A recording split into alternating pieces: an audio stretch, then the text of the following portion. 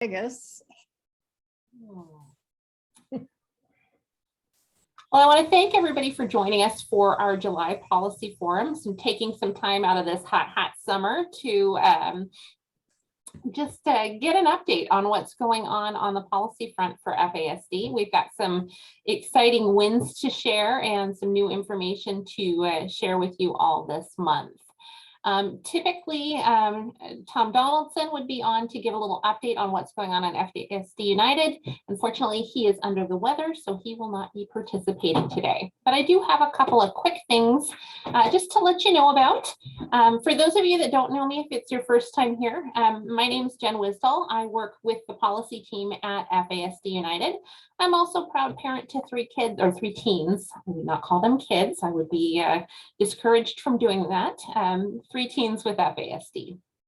Along with me is my partner in crime, board member extraordinaire and chair of the policy team, Susan Shepard Carlson. Hi, everybody. So, just a couple quick updates. I wanted to let you know that we now have a community calendar available on the FASD United website.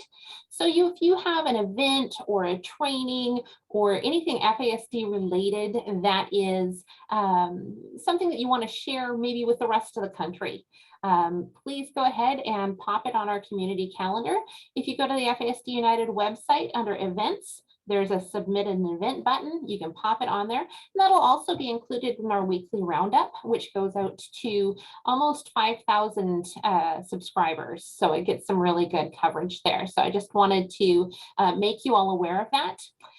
Additionally, our Stars for Starla program, which is our youth recognition program, where any youth anywhere in the world can be nominated for an award at any time for any reason. That can be, that program is funded through the sale of Christmas ornaments or holiday ornaments. And we are working on getting youth submitted artwork to create our 2022 ornament. So if you know any youths with an FASD, and it doesn't have to be a youth, it could be an adult with an FASD. We don't care, we're not going to check ID, that would like to submit a drawing. The theme is be the star you are, and or shine like the star you are. So we're looking for drawings of a star that represents their unique strengths, talents, abilities, and then that will be featured on the ornament, which goes to support all of these. We've done over 200 awards so far, going out all over the globe, and you know, that really helps to counteract some of the negative messaging our kids with FASD receive, recognizing them and awarding them for the things that make them uniquely strong and make them great. So last but not least, a project very near and dear to my heart. I'm going to ask how you're celebrating in September. September is FASD Awareness Month, September 9th being FASD Awareness Day. And get ready for an explosion of color, because Run Fast is a great way to recognize FASD Awareness Month and get out in the community. It is a virtual 5K that was thought up by a self-advocate by the name of Rebecca Toulouse. She's still involved. She's our coach. And funds from Run Fast, funds that are raised from Run Fast, the reason I bring it up on the policy call is because the majority of the funds raised from Run Fast actually go to help support the work we do in the policy center. Grants, government grants, things like that will not fund policy work. And so the way to fund policy work in an organization is through donations. So Run Fast definitely helps to support that. It's a virtual 5K. You can run it, you can walk it, you can stand on your front porch and participate. We're not that picky. I know I'll be walking it for sure, but you can do it anytime from September 9th through the 25th. You register online. There's ways to join up with other people in your community if you wish to do so. And there's ways to fundraise as a fundraising team too, if you wish to do that. Registration is really affordable. We try and do this for families because we know that families in the FASD community tend to be quite large. So you can register for as low as $5 and register to run Fasd. So there's different options with the swag that you get. And it's just a fun way to commemorate FASD Awareness Day by being out and visible in your community, wearing your Run Fast shirt, and just making a point to mark the day or mark the month through celebration. Last year was the first year we did this run, and we had over 300 participants in North America alone. This year, we want to hit at least 500 participants. And I know there's actually a group running in Norway this year at the European FASD conference. So it's growing a little bit beyond that. So the way you register is you can go through the FASD United website, or you can go to runfast.org and register directly there. So really appreciate you allowing me to bring this to the policy forum. Like I said, this helps fund the work we do in the policy committee. So I encourage you to take a look at it. Well, and Jen, I'm glad you did that, because I mean, we started this policy the beginning of last year, and the webinars, and you know, you look over what's happened, and a lot of people don't quite understand the relationship between policy and what happens out in the real world. And I've been thinking a lot about that, and you know, because we do spend a lot of money by the federal government on research, and I know that a lot of us understand, you know, it's like, well, how does that get down to the real world? But the structure, I mean, the research, you know, goes to the practice, but you have to have the policy in between. And that's where the advocacy and working both, you know, on the national level and on the state level. So policy is, you know, I'm a policy wonk, but it's absolutely essential to effectuate change. You can't just really learn from your research and go right into practice. So, and policy is not just, you know, not language, it's funding, it's priorities on funding. So I just putting in a little, you know, my 2 cents. And I'll be out there on Run Fast. Awesome. So I know Susan Ellsworth is wrapping up a committee meeting for the affiliate network, but for those of you that are affiliates, I did want to let you know that the deadline for registration for the affiliate summit in Washington, D.C. this year is August 1st. So I really encourage you to register, come join us. We're doing a Hill Day where we're going up to Capitol Hill and meeting with all the legislators we possibly can, pushing the FASD Respect Act. And it's setting up to be a really great summit. If you are part of an organization that has not joined our affiliate network, it's not too late. And I would really encourage you to take a look at it, because we are definitely stronger together. All right, going into policy, the main event, what everybody's waiting for. We like to take a time at the very beginning, and I think this is a time that we need to continually set aside to kind of talk through some state legislations that have been pushed and moving. And so we've heard from different organizations over the last few months that have been working on legislation in their own states. And there's a couple of them that we have some updates on now, and I don't know if people are willing to speak to that or not. But I know we had a little bit of a defeat in New York, but we're willing to try again. And Dr. Petrinko, would you mind just saying a couple words about that? Not to put you on the Sure, spot. happy to. We had some success. So our goal in New York was to add FASD as a qualifying condition or recognized officially as a disability in New York, which it currently is not. And it was introduced in the Assembly and the Senate. It got approved 61-0 in the Senate, which was a huge yay, but it didn't make it out of committee in the Assembly. Our Office of Persons with Developmental Disabilities, which you would think would be in favor of this kind of legislation, is actively pushing very hard against its passage and has the ear of a number of important people on this committee that we need to get it through, and are raising primary concerns. Really what it boils down to in their arguments seem to be fiscal, given the prevalence of FASD and their concern that they will not have adequate resources.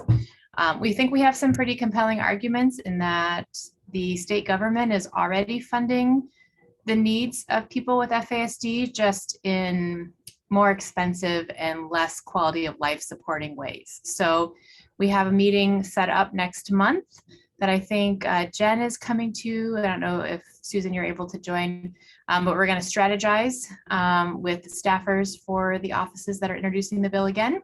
And hopefully this time we'll be able to convince the people on the committee.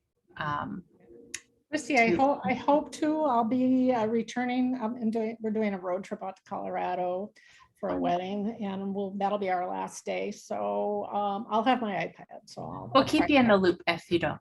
So yeah. Now I think, boy, if you can get that, that would be really important, and it'll be a template for other states to do it. So, and how you did it and the arguments for and against. So I think if we can just get it out of committee, we might have a good shot of getting the votes. I think just the committee is our current barrier, but I will not be deterred. I like that. Christy, can I ask a question? What would you think about September 9th if parents in that area at least could gather in Albany and maybe, I don't know, have signs or something, asking for this to go through, if there could be some sort of press around that or something. What do you think that would be a strategy? Or we are open and considering all strategies. I think in September, or not September, in our in the meeting that we're going to have with the staffers and some other folks in August, I think we're also going to see how we can raise more of the support from families, providers, and other folks strategically to make the most impact. So definitely keep that in mind as an option. I will be in at a conference at that time, but I'm sure we could figure out a way to use folks. The letters actually really made a big difference in the Senate moving through committee. So if nothing else, that was a big deal. Well, and I just note you just added a couple, or there was a in Congress you added on congress.gov. So that all of that should help as well. We're seeing crossover between it. The state sees something is happening federally, they really like that. And if the federal sees something that's happening in the state, they really like that. And one of the things we can do too, Christy, we can talk about that more in our meeting, but is set up one of those text to connect campaigns for your New York legislation. And that's something that we worked with in California with the folks at FASD now to help get some buzz going around their bill. So Annette, do you have a minute real quick to talk about what's going on with your bill in California? Yes, hi, thanks for the opportunity. Where we are in California, it's passed through the Senate. We've got one opposition letter, that's from California Teachers Association. But despite that, we went to the Assembly Education Committee, and it passed out of the Assembly Education Committee with 100% of those present. And now that was on June 29th. Our legislation takes July off, and they return next week, and we are to be heard in the Assembly Appropriations Committee. And we've met ahead of time with the lead consultant to that committee. She thought it would be pretty simple. She couldn't tip her hat one way or the other, but I think she was fairly receptive. And our senator who has sponsored us isn't anticipating any problem. So fingers crossed. We've reached out to the governor's office as well, as we're hoping this gets passed at the committee hearing. If not, it might get put in a suspense file, which means it'll just be considered at the following hearing. They'll vote on it. And we won't have to present the bill. We won't have to have key witnesses on August 3rd. So that may very well happen. And then our hope is that it will go to the floor, assembly floor for full vote. And that's when we are going to gauge later this week with a letter campaign to all the assembly members. So it's going to go to the floor vote in the second half of August. And then hopefully it'll be on the governor's desk in September. Ooh. And just for those who might be joining the call for the first time, can you just real quick explain what the bill does in it? Sure. SB 1016 is a bill that includes FASD in the other health impairment category of special education code. So to qualify for special education services, a student with an FASD diagnosis has the ability to apply for special education services, and that will require the schools to provide appropriate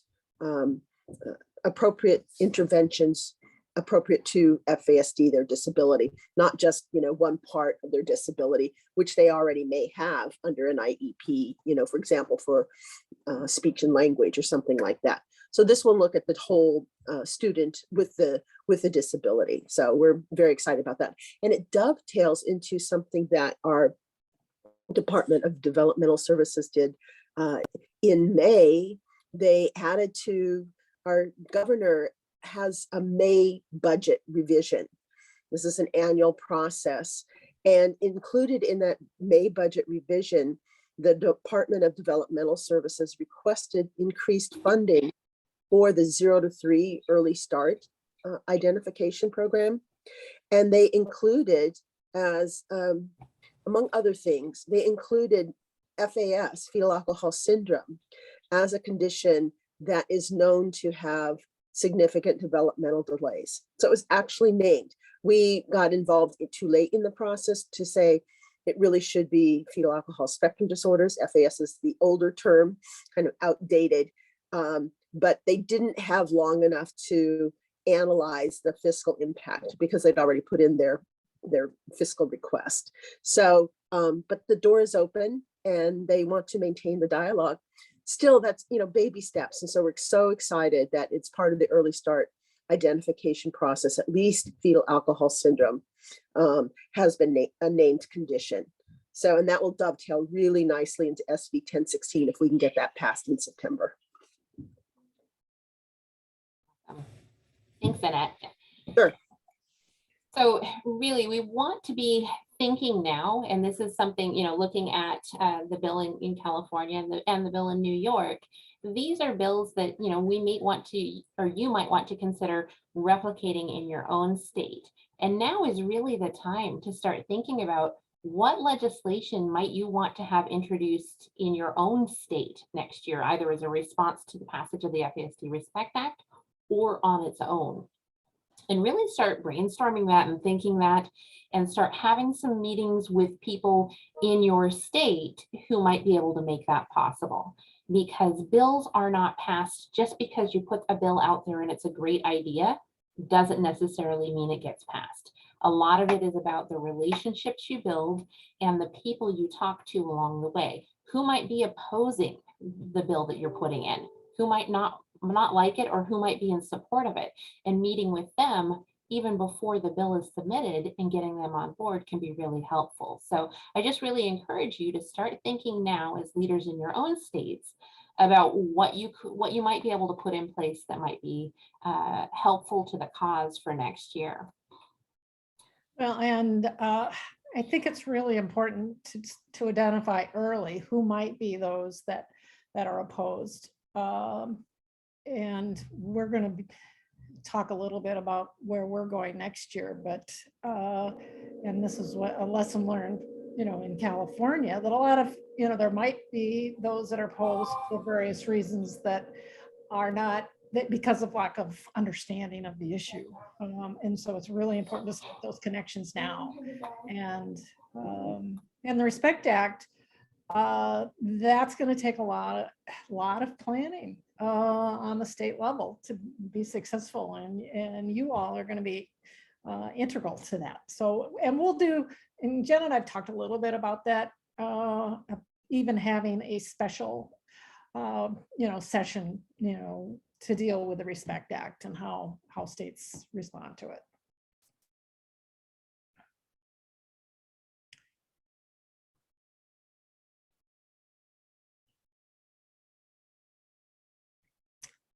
Okay, so we're in the appropriation cycle, and if you've had difficulty getting meetings with your health LAs, it's probably because they've been so involved. The House has done theirs, and now the Senate has said that they want to get their big appropriations bills done before the August recess. So I know I just noticed today that they passed a big bill on, they call it the CHIP bill, and that's, so it shows that, and I don't even, if it's out of my wheelhouse, I don't even pay attention to it, but I know they passed it and it's going to the House and it's going to be signed by the president, and billions of dollars. So there's money there. And so we're hoping that we put a request in. I did with Senator Klobuchar, and I know Jen did with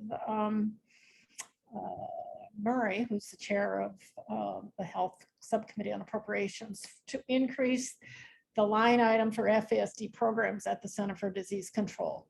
And it has been flatlined at 11 million for a long time. The president's budget kept it at 11 million. In the House, we asked for 2, and they included an increase of 1 million. So it may sound like, in the scheme of things, that's not a lot of money, but it does. When there was that $1 million that went to HRSA, there were 80 applicants for that $1 million. So it does provide some resources to the FASD community. So stay tuned. That will, hopefully they'll get a bill out before the end of July. There's some questions as to whether there will be a continuing resolution, because they need to pass a budget by the end of September. So stay tuned on that one. There's a lot going on. Okay, and there was, just taking one quick step backwards, there was a question about why the education group in California was opposed to the California bill. And I think this is a really important thing to bring up, Annette, if you don't mind. No, I don't mind. One thing is that we were unable to get to the CTA, the California Teachers Association, prior to their analysis. They were first neutral on the bill when it went through the Senate Education Committee, but they did lob in an opposition letter prior to the Senate Appropriations Committee hearing. We honestly, I'm happy to share with whomever wants. I can share the letter of opposition, and it's probably available on our California legislative website too. A lot of the analyses are available that were done for each of the committees, but it was hard to understand what their opposition was. And from what I understand, special education is a very small piece of, California Teachers Association. So their issues tend not to get elevated. I also get the feeling that the advisory council for the CTA is somewhat removed from its teachers. But we obviously sent them a rebuttal letter. But from the way I read it, I think they just really don't understand fetal alcohol spectrum disorder. And they kind of answered the way the federal, what the federal response was when the idea was assessed for changes a few years ago. And that is, they think it's already covered. They think FASD is already being addressed under other health impaired, and that students with an FASD can get services already under OHI. But we all know that's not the case, that they really don't understand FASD, and therefore they do not intervene appropriately with FASD. So I hope that answers the question. Thanks, Annette. there's a comment about guessing that it's part of the pushback is that the teachers don't want to add workload. And I think without funding added to it, I think that might also be a piece of the opposition. So, Well, yeah. I agree with that comment, and also there's just so much I mean, with COVID, I mean, we know it's just been such a burden for all of our teachers. So I think for them to have to think of yet one other, another thing, another layer, it's probably overwhelming to consider. On the other hand, I think that particularly general ed teachers would really appreciate knowing and understanding much more about FASD, because they already have these students 1 in 20 right in their classrooms. And so it must be enormously frustrating to them to not really understand why a student knows it one day, knows the material, but doesn't understand it the next day. And all the other things that present if you don't really understand what the student, what the student is having trouble with. Thanks for that. And just an FYI, this was one thing, and I know when we originally made the decision to go with the Respect Act, there was a lot of interest in changing and putting the FASD as a disabling condition in IDEA. And our assessment at that time is you really need to do education of the disability first before you, and so we're going to be starting to look at doing that for our next Congress. And there was a white paper that was done in 2016 that we're reviewing, and there's a pool in there of parents and professionals and a lot of good data that can be used. And I'm sure, Annette, you probably have seen that, but it gets to what you were talking about with parents and professionals, and that data could also be used. And we're thinking, maybe doing, another poll, an updated poll. So would love everybody's help when we get to that point.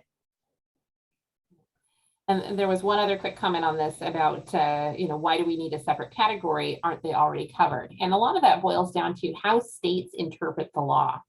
Some states are very rigid in how they interpret other health impaired. And so they only allow the categories that are listed under other health impaired. Other states interpret it to mean any other qualifying condition that is similar to.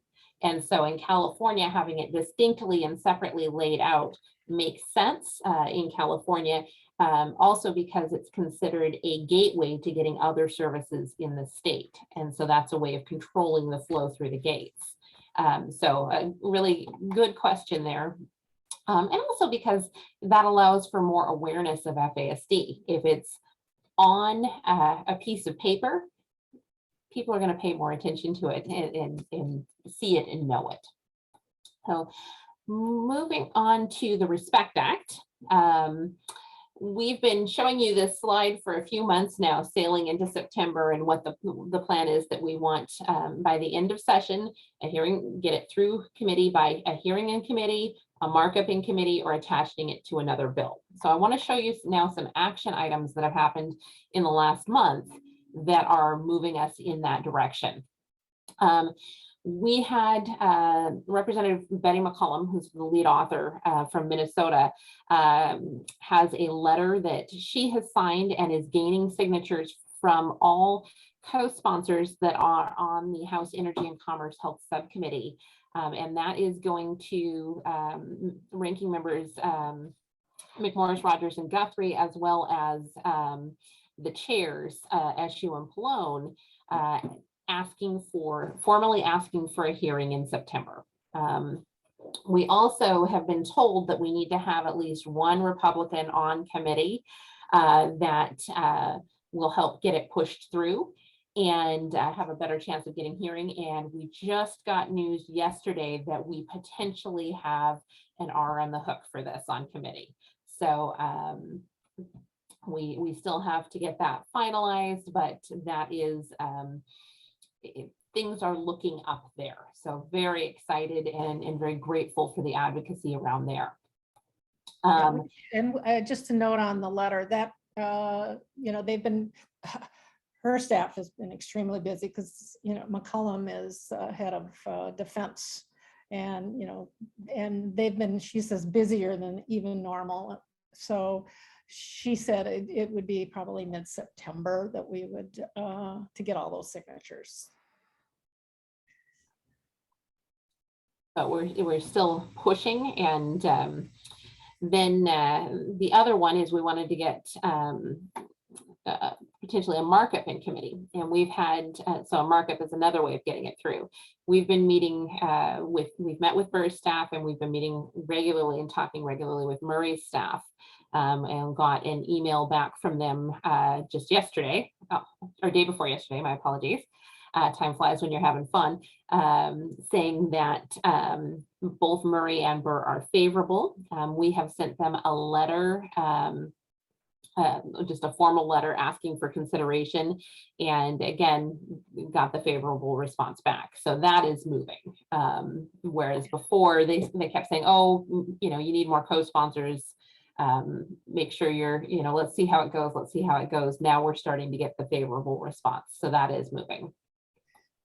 Yeah, and markup is probably the way it's going to go. In a markup is where they don't have a hearing, but they have and sometimes they have markups in public, sometimes not. So, but I mean, whatever it takes to get the bill into something, I think we would be eternally grateful. So yes, when I saw the note from Murray's staff that Burr's staff actually had talked to them after our meeting. We had a great meeting with his staff. I don't know how many meetings we've had with his staff, a lot, and everyone has brought them further along. So fingers crossed. So the next way to get it through is attached to another bill. And to that end, there's a couple of bill packages that we're looking at as carrier vehicles for at least some of the provisions of the FASD Respect Act. And HR 5551 was introduced by Representative Buddy Carter from Georgia. And it was reauthorizing the CDC programs on FASD and changed it from saying FAS to FASD. So that's passed the House and now is in the Senate, and we provided some additional authorization language for expanding the CDC programs to include services and support. The other one is HR 7666, and that's also in the Senate currently. And it's a mental health and substance use disorders package. And we've provided language to insert FASD informed care into the mental health package. And any of the provisions from the FASD Respect Act that relate to mental health or substance use disorders. So those are kind of some carrier mechanisms that we might be able to get some additional language put through. Yeah, and I want to just say on the 5551, one of the pieces that we put in from the Respect Act has to do with CDC in collaboration with the NIAAA in working with other mental health and medical professionals and coming up with a common clinical diagnosis for FASD, which, and Christy can attest to the difficulty that they had in New York because of the lack of consensus on that.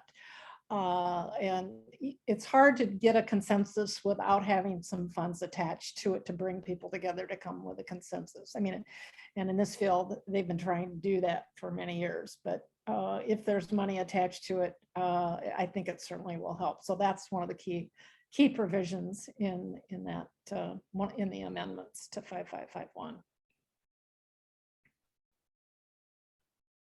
All right, so last month we talked about all the different things that have happened during the 117th Congress that may have distracted the House and Senate from looking directly at the FASD Respect Act. And we just wanted to flag something with the Nicholas Cruz trial and note that FASD has come up in conjunction with that trial.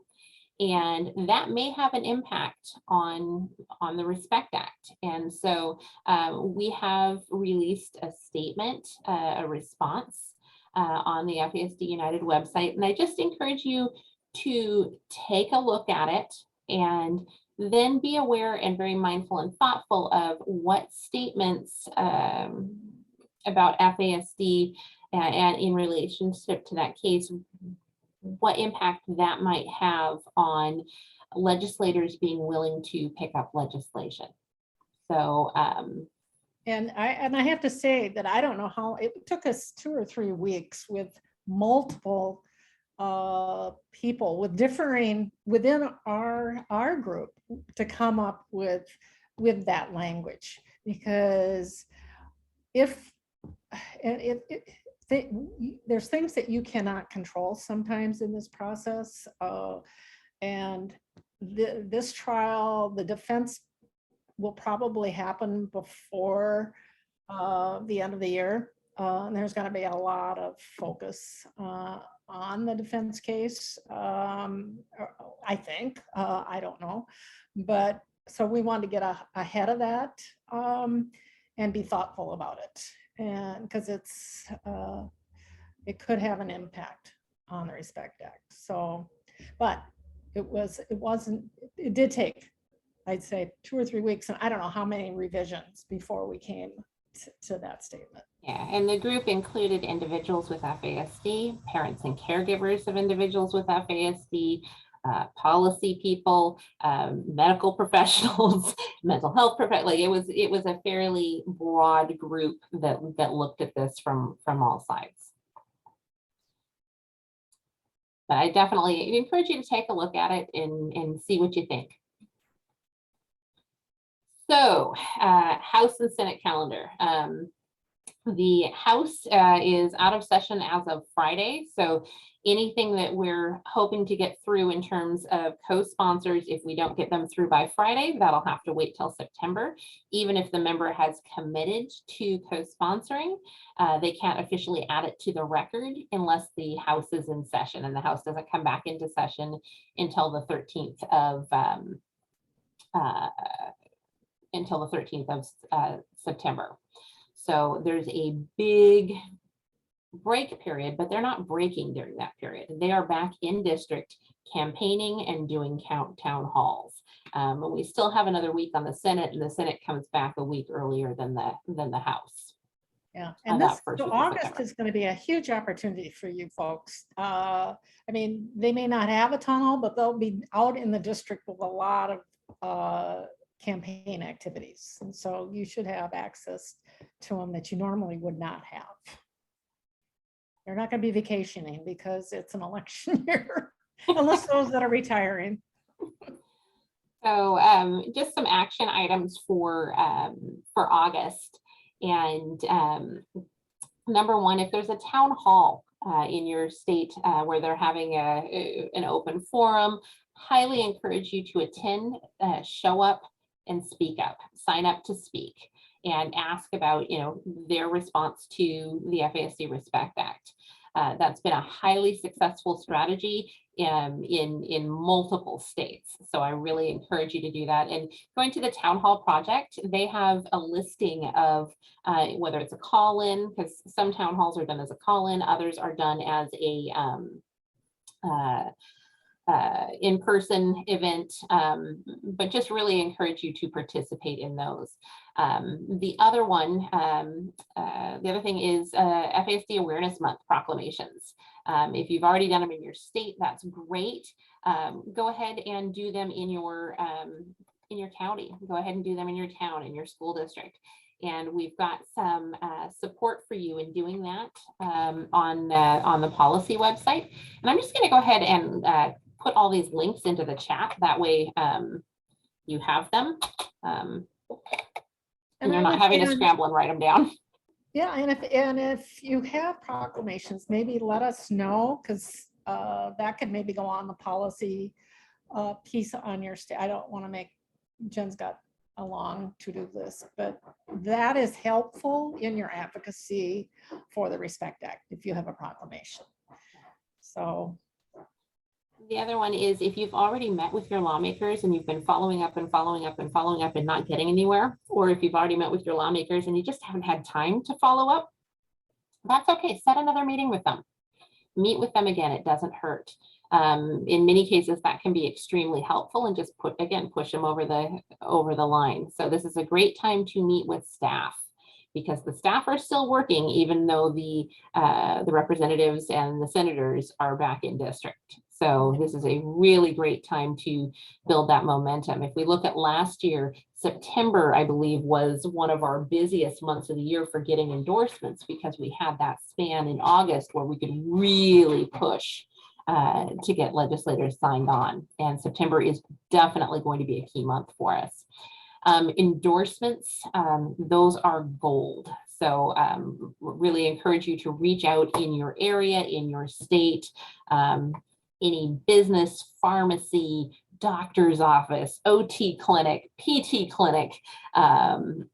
They are very helpful to have those endorsements on board.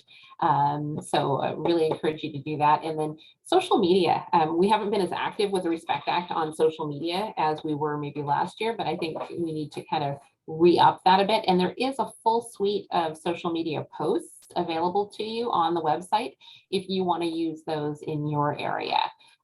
Just of note, politicians love Twitter. Twitter is a great place to be for interacting with your legislators. and I just want to say that there was a National Geographic just came out with an article and references the Respect Act.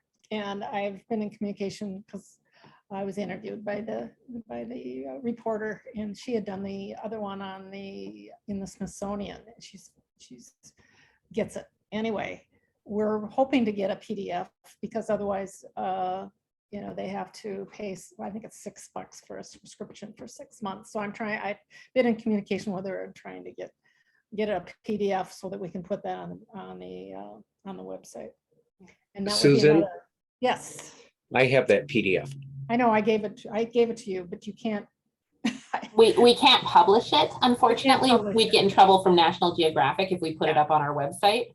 Yeah. Oh, got it. Without Okay. their permission. Yeah. Yeah. We need to wait for that permission. That came from the writer, and it's not the exact what was put in the publication. So Yes, we definitely want to share that with you all, though, because it's highly effective. And any articles like that we find, and if you find one that we haven't found yet, please send it to me. I put those up on the website under updates. And you can always check under updates and see, you know, what the most current events are that are happening that you can potentially share with your lawmakers. So there's a section for staffers that has documents that the staffers might need if you're meeting with them. And then those updates always has reasons to reach out. All right, so key meetings still needed, and we've made some progress on this, but these are the states and legislators that we still really need to hit. So if you live in any of these states and or have a connection to those states and might be able to help getting a meeting, I do have a bead on Louisiana for Cassidy. But any of these other ones, I know California is working really hard on Matsui, and Florida's working just as hard on Bill Rackus. But you know, some of these other states, it would just be great to get some additional outreach. And if you need help, if you need support, if you can even identify a constituent who's just willing to talk on the meeting, let me know, and I will reach out and set up the meeting with that office. Rather than you having to do it. We just really need to get those meetings done and had. So, but we've made progress. So this is the list of the Energy and Commerce Health Subcommittee. And we are definitely working our way through it. We've met with almost all of them. We have 7 co-sponsors on committee, hopefully 8, crossing our fingers on that lone Republican on committee that we hope to have on. So it's moving, making some progress there. Between May and June, we added 13 members in the House. July, we added another 6, and we are up to 60. Just this morning, we hit 60 co-sponsors in the House. So I just want to give everybody a big round of applause. It is so fresh. I haven't even posted on the website yet. That we added those 2 new co-sponsors just this morning. And, you know, to think about how far we've come, you know, between the House and the Senate, we've only ever had as many as 9 co-sponsors in every Congress, except for the 115th, since legislation was the hallmark legislation was first passed. So this is big, and this is attributable to the work that all of you have done in your home states and your home constituencies. So just really appreciate it. In the Senate, we haven't moved in terms of getting new Senate co-sponsors, but we have had a lot more Senate engagement. And that is a key piece there. And I have a hunch we'll have a few more for next month that we can go ahead and announce. Our list is getting so big on bill co-sponsors that you can barely read it. There are 2 of note down at the bottom, or 4 of note down at the bottom. Gothmer from New Jersey, woohoo, shout out to New Jersey, signed on just this morning. And Brian Higgins from New York, shout out to Therese Convoy for getting that done in New York. Those 2 came through this morning. And then we have Henry Johnson from Georgia. We know he's going to be coming through. And Gerald Connolly has verbally committed, his staff is committed from Virginia. So those 2 are in the wings. We're waiting for them to go through the mechanism of getting that updated on congress.gov, which again, if it doesn't happen by Friday, it'll happen in September, but you know, here's hoping, and we'll get pushing on that. In July, you'll notice our Senate meetings were fairly high in comparison. I mean, typically we might have 1 or 2 Senate meetings a month. This month was busy for Senate meetings, and got some good meetings in with members of committee, which is also important. And I want to give a huge shout out and thanks to Julia Rivera and Melissa Jacobus Cook for their work getting South Carolina on the map. They're reaching out from Texas and Georgia respectively, and getting meetings set up in South Carolina, and doing very well there. So we're moving along. This is just kind of an overview map, and if you ever want it for your state to kind of look at where the meetings have been held and where they haven't and where we need to target, happy to drill it down into your state and send it your way. A little harder to see there, but I'll have that up on the website. And then in the Senate, we added South Carolina in the pink, which is great. So we've met with now, or will be meeting with, as of the end of this week, both senators from South Carolina. Well, and Senator Scott is on the HELP committee. So if you know anyone in South Carolina, have any relatives that can back up, we would love that. Absolutely. So 23 new endorsements in July. I am working on updating that list. I am about 3 or 4 days behind on that, but that should be updated by the end of the day today with all of the new endorsements that have come in, and really appreciate those. Those are, like I said, are worth their weight in gold. So if you can continue, please, to reach out in and get those endorsements in, that would be great.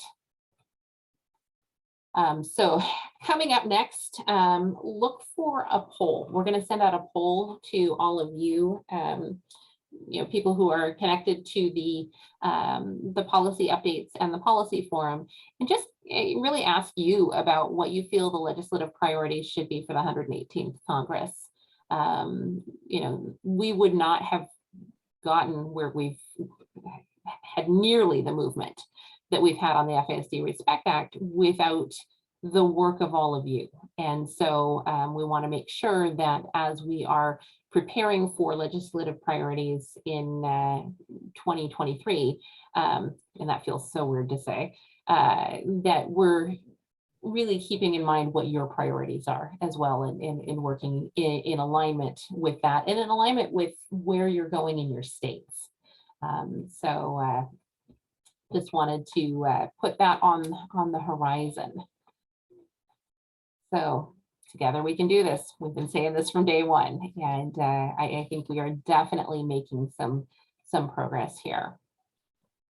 So Just we've got, yeah, we've got, oh, I just want to say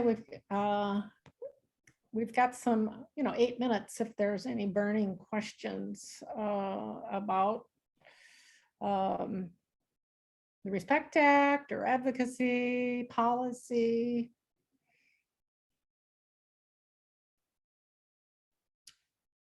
We'll let you.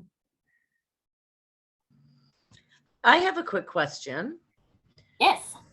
It's Kristen Eric. I guess I'll hold my phone. Hello. Where we have the summit coming up. It's just weird because today, because I just knew everything I was doing was FASD United related. I was just going with that. And I did put in a proclamation request for Massachusetts. And I was going to then contact my senators and rep again. But where I'm going to the summit, should I do that? Or should I ask for a Hill visit? Or should I do both? Both. Both. And how do you do the Hill visit? Like, is that something we do differently or? So the Hill visit is something that I can help you set up and work with you on, or you're welcome to set it up on your own. I would first request a meeting with them now, ASAP. And then a little while after that, request a second follow-up meeting to give them new information while you just happen to be in DC. And we'll get that booked. And so we have a board member that's working on having an office base of operations for us on the Hill. So that way there is a place for folks to kind of stage and be ready to go. We've got folks that will help escort you to where you're going on the Hill for that Hill Day, because if you've ever been to the Capitol or if you've never been to the Capitol, it is overwhelmingly huge and there are lots of buildings and lots of security. So having somebody kind of help you navigate that can take some of the pressure off of you so you can focus on delivering the message that we want to deliver. And we'll have some information and some training available for you prior to that too. So it's looking to really setting up to be a great Hill Day. I'm super excited about it. We've got a good focus and we've got a good cause we're behind on it. So, And wouldn't it be wonderful if they passed something like that week? absolutely. I mean, I wouldn't complain. Well, and one thing I want to say, and this is that getting the priorities is, and I can probably guess where that will lead. But one of the things, and I appreciate having Sid Gardner on from California, is that policy and FASD policy and all these funding streams is extremely complicated. And FASD has been basically left out unless there's some good activists in the state that can figure out how to do that. So we've started looking at the federal code and where those funding streams, how we can make changes on the federal level, because it needs to be a systemic change. This will force, the Respect Act will start that process in the state level, but it needs to happen on the federal level. So any other comments, questions? I tell you, we really appreciate all of your help and advocacy.